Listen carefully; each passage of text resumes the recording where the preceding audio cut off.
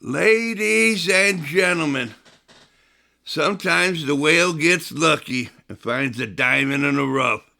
And that's who we got today.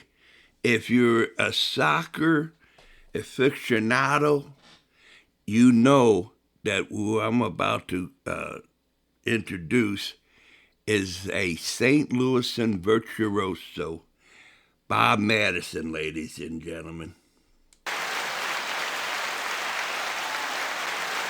Pardon me while I stand up and applaud, Bob. One of the quiet champions of St. Louis, and this is you.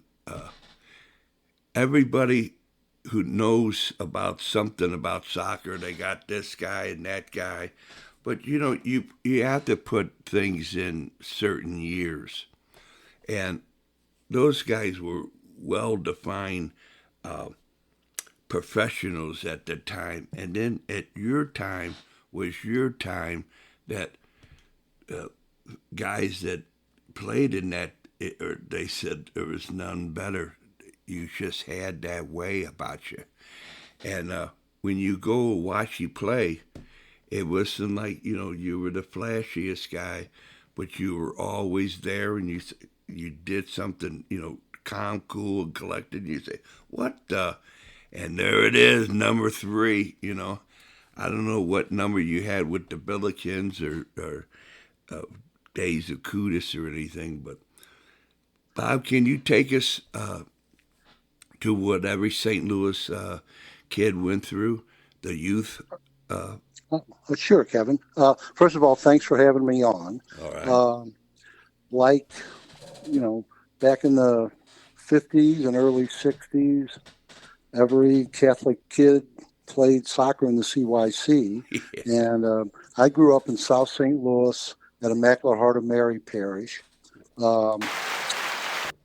with Denny Vaninger and Jim Bokern. Name dropper. And they both had older brothers who played and were very successful. And we had a lot of success at Immaculate Heart throughout our time there in grade school. It seemed like we would win city championship one year, then St. Philip Neri would win it the next, and then we'd win it, and they'd win it. Yeah. But it was good competition, and we just enjoyed playing. Right. And then from there you go to high school, and I went to St. Mary's, and along with Denny Vaninger, got cut our freshman year from the team. Nice. And but then things perked up a little bit and made the team and started sophomore, junior, and senior year, and played with Dennis Werner, Jim Gutman, Denny Vaninger, Jim Bokern, Kevin Missy. We just had a terrific team our senior year. So. Yeah. And the young lad in gold, forgot. Hank Grafe. Yeah. He was a freshman.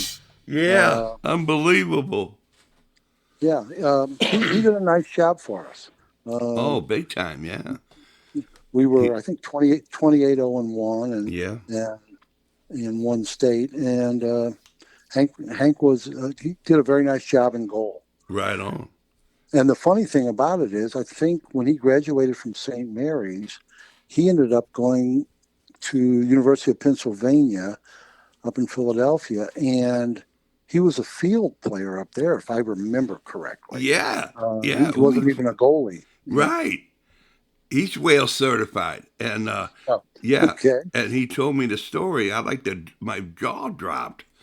Because, man, I remember seeing him play for Seco, and he was really something. But, yeah, he told me that. University of Pennsylvania. Wow. Yeah. We, our senior year, Jim Gutman out on left wing, and then John Rossline Vaninger in the middle, Jim Bokern out on right wing, then Kevin Missy, Dennis Werner, and I think Chris Carenza in the midfield, and then Ronnie Stockman, Don Reese, and myself in the back, and Hank in goal. And it Wow. just happened to, and Jim Clavin as the coach, who did a Yeah. great job with us. Didn't he? Man, what a little guy he was, man. I would have loved to uh, interview him, man. He had some business going on. Yeah, he was. He was a great guy to play for. Yeah. And then you had the choice of St. Louis University and St. Louis University, and you chose St. Louis St. Louis University. University, exactly. uh, from St. Mary's, there were four of us that went: Werner, Bolkern, Gutman, me, and then Hadigan comes from CBC, Yeah, and then Dan Counts from Rosary, and yeah, Mark Demling from St. Louis U High, yeah, and Al Steck in goal from DeBerg, and yeah. so we had a nice class there, nice class, Big time. Yeah, and man. also joined a pretty well established team there Yeah, at yeah, St. to Louis. say the least, huh? Yeah. And then, and you're not even talking about how you finagled to get on Kudus. Uh, well, I kind of, everybody knew about Kudus, growing up if you played soccer. And I was, my senior year at St. Mary's, it was the spring, and I was down at Crownwood Park, and I think Bokern and Werner were already playing for Kudus. And so I was down there to watch the game because I was playing baseball at St. Mary's.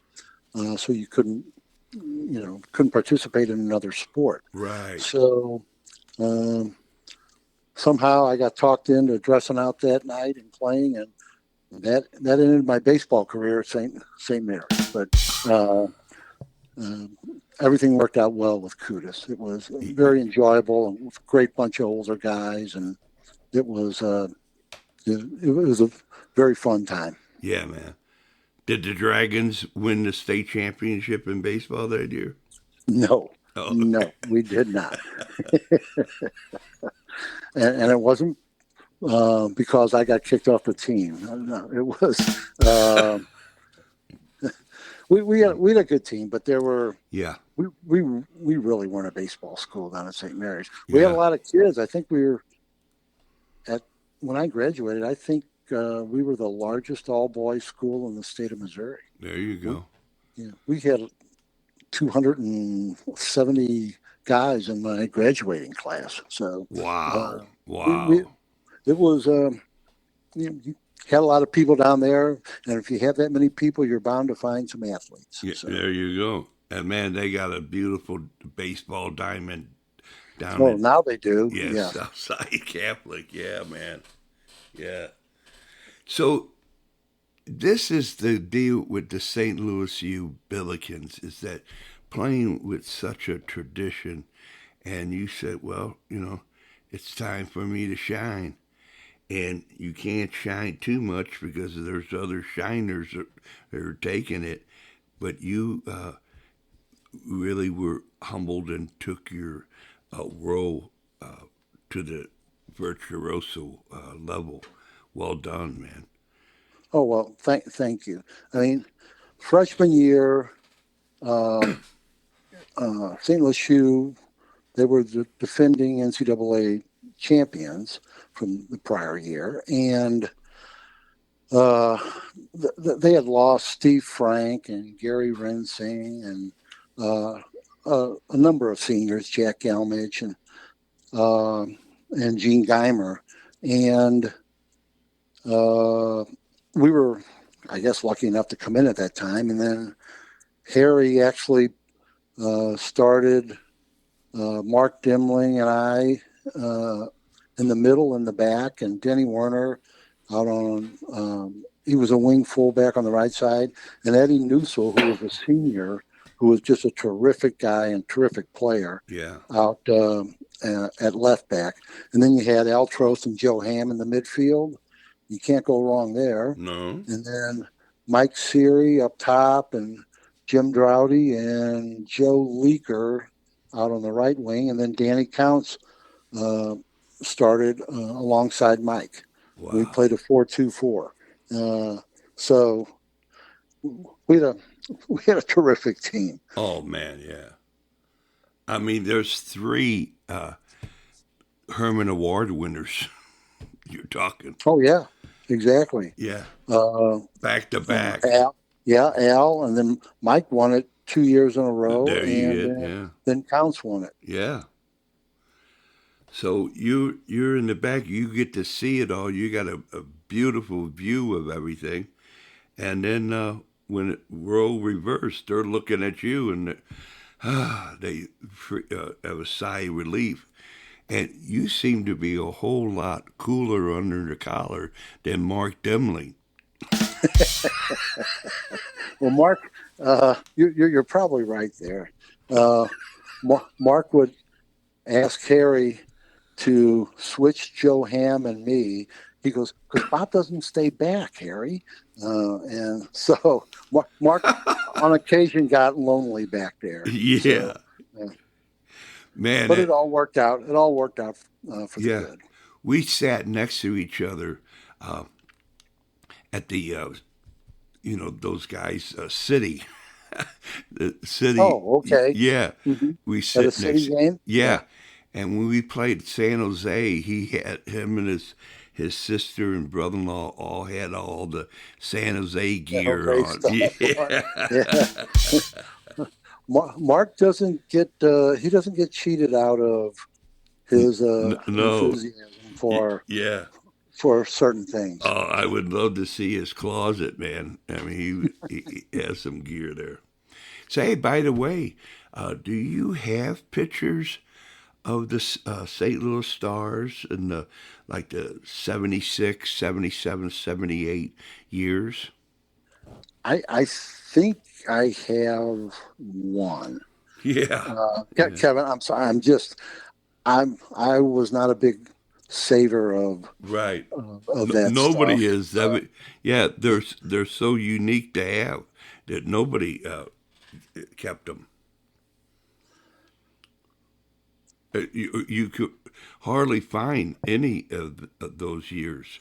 Oh, But it's, I can imagine that's very true. So yeah, the after the 75, after Peter Benetti, it goes off the charts. Hard to press to find anything. yeah, and that was with Peter Benetti and uh, John Harley. John Hawley, Dennis Burnett. Yeah, yeah, We had a nice team. Oh We had a nice man, team. I mean, it could have and would have and should have, won the whole thing if it was that magnificent of a team. Yeah, we got beat up in Portland. Okay. Um, I I don't know. Yeah. I don't. My memory's not all that great, and my friends tell me that. But I think it was a quarterfinal game Yeah. in the playoffs. Right. But the So but the whole idea behind St. Louis University, because you had the young freshman Hank Graff do you well. When you go to St. Louis University, who were your goalkeepers there your 4 years?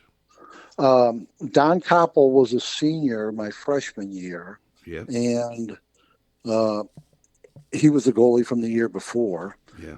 And then sophomore year, it was Al Steck. Nice. And then junior and senior year, it was Chuck Zarumsky. The Dr. Chuck. Yep. Dr. Chuck, for full disclosure, ladies and gentlemen, is the Wales certified virtuoso psychiatrist. I And he had a lot of good training with the guys on our team. oh Uh, oh so baby, yeah. One of the unique things that you had is that you practice the uh, like 3-on-4 or 3-on-2 with the goalkeeper with the offense where you guys had to they throw a ball out, get ready, and you had to stop it. Do you remember those drills at all? Yeah, Yeah. yeah. It was well with Harry, Harry Keogh and Val Palazero. Just again, two great guys. I was really blessed my whole life with really good coaches. From Jim Clavin at St. Mary's, and then growing up at Immaculate Heart of Mary. The fathers that pitched in and Yeah. helped. Yeah. Uh, and then again, Clavin at St. Mary's, Friedel Giesert at Kudus, and then Harry and Val. Just terrific, terrific people. Um, and I think they had an eye for talent, and they also had an eye for people that they would put out on the field. That they would know that these guys are out there to win. They hate losing, and that's a big part of it. Yeah, Uh, that really is. That's a part that not everybody understands. Everybody wants to win, but there's only a few, the champions, who hate to lose. exactly. And my years at St. Louis U, it was obviously where everyone was from St. Louis, um, and it was North Side guys combined with South Side guys, and everyone got along. Still are great friends, um, but had the same thought process. We're not losing, and we all kind of had a chip on our shoulder that when we got to the NCAA tournament, especially the semifinals and finals, it was against teams that consisted mainly of players from foreign countries. So we we kind of knew they probably looked down on us because we were American. We're all from St. Louis, and we couldn't play and blah blah blah. But it was we were determined to show them otherwise, and just about all the time we did. Yeah, right. And man, that takes you with all that juice. That takes you to the NASL when you play for the St. Louis Stars. They really look down on you. Oh yeah, but luckily we did.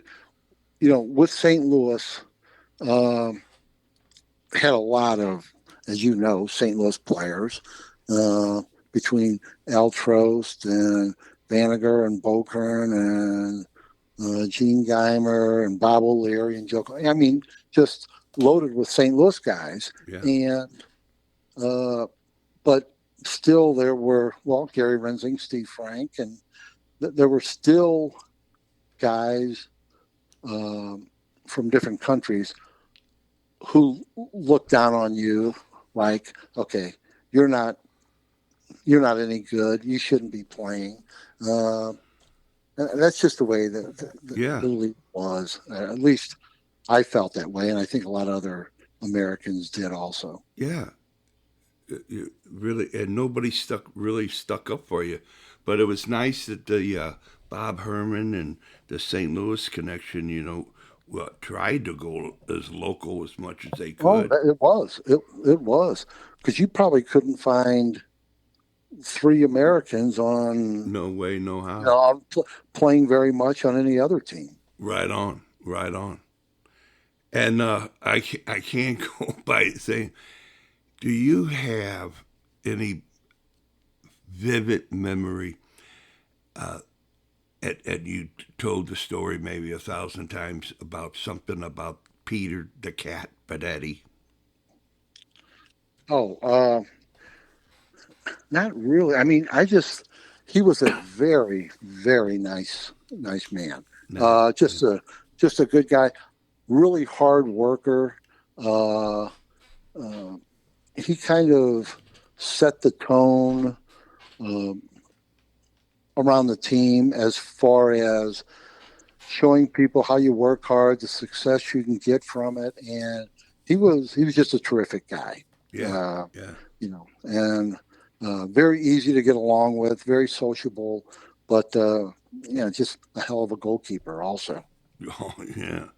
And then you can't go by without knowing Bond, James Bond. Oh, James Bond. Yep, he was there. I think 1 year. Yeah, I yeah. A I half a can't year. remember. Yeah. Yeah, and you know he he was okay, but he wasn't better than No.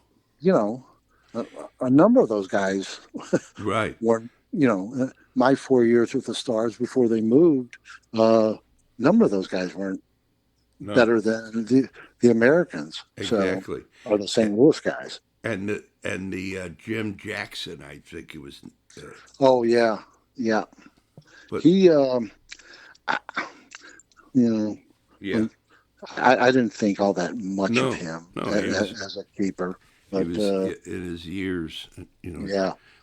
But the guy I've been trying to search all over. Maybe of Dave Oh, Jokers. Dave Jokers, Oh, yeah, yeah. Dave was he was he was a funny guy. is that Uh, right?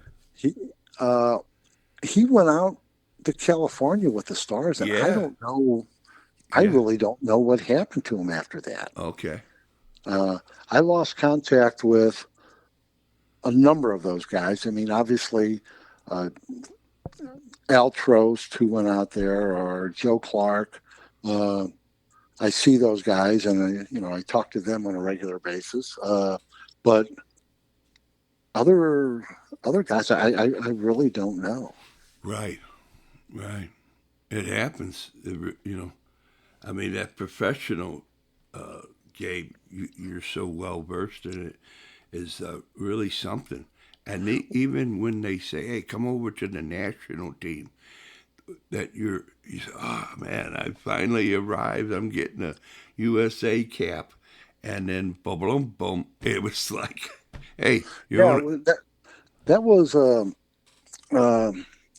it was really nice to do that. It was a terrific honor. Um, they invited um, probably 35, 36 guys out to a camp in the camp was held in San Jose, and Al Miller, who coached Yeah, Hartwick College, right. was the assistant coach, and Detmar Kramer from Germany, a world-renowned coach, had just been hired by the U.S. He was the head coach, so we trained out there for probably 5 or 6 days, if I remember correctly, and then he cut the team down to I think maybe 18 players to go to Mexico. We played Mexico down there, and then return match probably 3 or 4 days later in Dallas. And I mean, I remember we got beat 3-1 down there and 1-0 in Dallas. Well, did they throw any pennies at you or anything like No, that? no, they didn't like us. I can tell you Yeah. that. I think they threw stuff at the bus. All right. Um, All right. but, and Denny Vaninger scored the goal for us. So in the aggregate, we got beat 4-1. Yeah. So, Yeah. but they were very competitive games. I mean, Right. there wasn't much difference between their team and our team. So under full disclosure, did Vanager score on a header? You know what? I don't know. Okay. And the thing is, Kevin, if you ask him, he'll say he was probably 35 yards out and hit a left-footed bomb. So, Right on, man. Right on. You were able to do that, being a fellow dragon. You were able to say that. I see Denny a lot, and still a great friend. Yeah, great. He's whale certified too. So that's the whole thing. Is that the whole idea? I have to say it. You're a whale certified Hall of Famer, baby. I put you in the Hall of Famer. Yeah, so any of those dragons, we had Jim Broken on. So how about that? Yeah. From Yeah, Colorado. he's out in Colorado. Yeah. Yeah, yeah.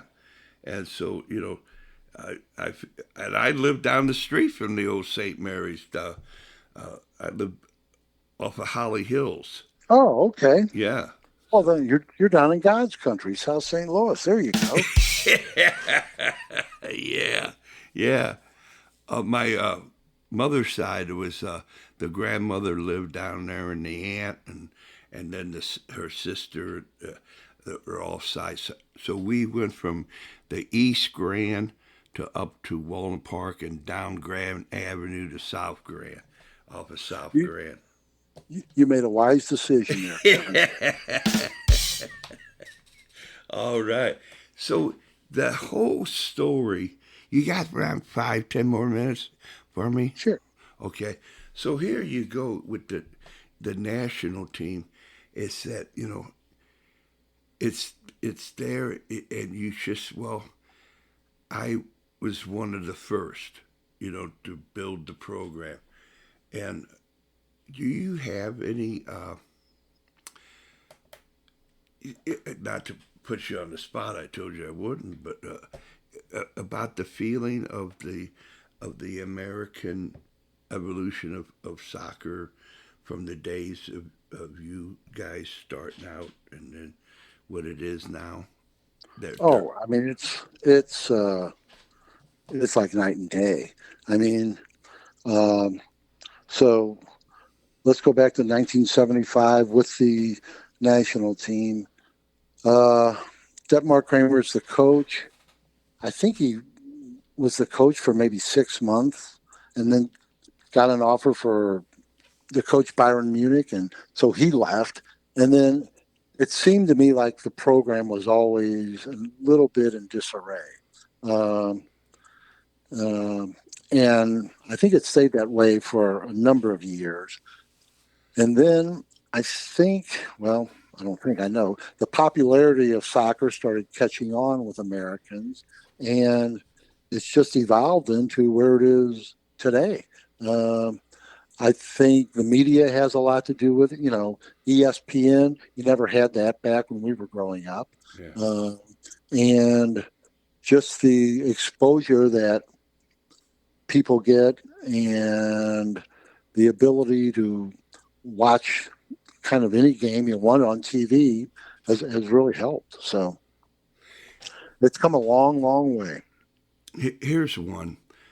Say, for instance, if you had players from St. Louis University coming from the 50s and 60s to come and they maybe do a 2 5 minute video or are able to talk to you, a team at the time. One, would you think that really would help, or just being in the presence of Harry Kehoe and Val? But Harry was that 1950 World Cup team. You say, man, we're in the presence. And do you think that speed up to now? Do you think yourself and other great American players could give a little something to the boys? Honestly, I mean, I don't think. I kind of see, the present day athlete, not just soccer player, but the present day athlete in any sport. There's not much looking back on how things used to be. Uh-huh. There's so much that goes on right now with the training and psychiatrists, nutrition, everything. It just, I think they're just consumed with what's going on right now. And there you have it, ladies and gentlemen. That was very well done. Very well done. It really gives a different look upon everything. I really thought great answer. So it's just my opinion, and absolutely. My friends will tell you I'm hardly ever right. So baby, yeah. All right then. So I must have been the north side guy, and you were the south side guy. with two Exactly. peas in a pod. Yeah. So it comes as a custom here at Whale Certified to say, hey, man, hey, Bob, whatever you want to say to who you ever want to say it to for as long as you want to say it for, this is your opportunity. Oh, uh, well, I would just say that um, soccer has been really great to me, and not because of winning or national championships or anything like that. It's the friendships that I've really made with guys I played with and guys I played against. Yeah. Uh, it is, um, it's been an everlasting friendship with, I met Denny Vaninger first grade at Immaculate Heart of Mary. We went to grade school, high school, and college together. So, um, we played soccer together, played all, Yeah. sports in grade school together. And it's just a way of bringing people together, and you make friends and you hang on to those friends. And it's it's just a lifelong friendship that you have with a lot of people, again, that you played with, but also who you played against. Nice. Yeah.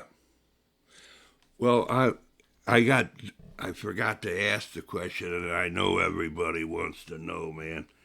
Hey, what are you doing now? What have you been doing? Uh, well, I've been retired for uh, close to 7 years now. So I have a son and two daughters. They're all married. They have kids. I have 7 grandchildren. So it's Nice. fun to go to their sporting events. Yeah. You know, soccer and some basketball, and that keeps me busy.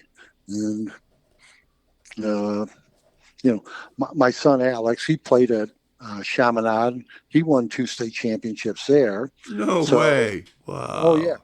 and um, just watching his career and helping coach the Bush team that he played for. Then he goes to St. Louis U, so it was enjoyable watching him also. Wow. So, Yeah. and then my two daughters, they played little soccer in high school at Marquette High School. So, Nice.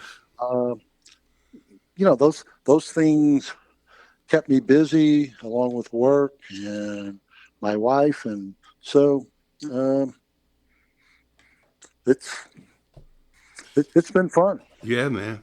And thank you for giving us that fun, man. It's every time it was a pleasure watching you play. And I got a P.S. in closing. The number 3, was it a certain story to that, or? Oh no, that was my number with the Stars. Uh, I wore 6 at St. Louis U. Okay. Number 3 was just the number Okay. they gave me because um, I think that was a wing fullback number. So Yeah. John Sewell gave me that, and then I mainly played wing fullback, and I played some midfield also with the Stars. So Right. Okay. There you go. Well, is there anything you want to ask me? nope, Kevin, I appreciate the time, and thank you for uh, what you do for the sport of soccer with your podcast. And good luck. Good luck with everything. Keep it going. All right. Well, you got a whole room in the Hall of Fame, baby. You're well certified. Okay. Yeah. Thank you, Kevin. Yeah. Appreciate it. I'll upload it and download it and send it to this number. Okay, great. Thanks again, Kevin. Nice talking to you. All right, Bob. All right. Bye, Bob. Bye.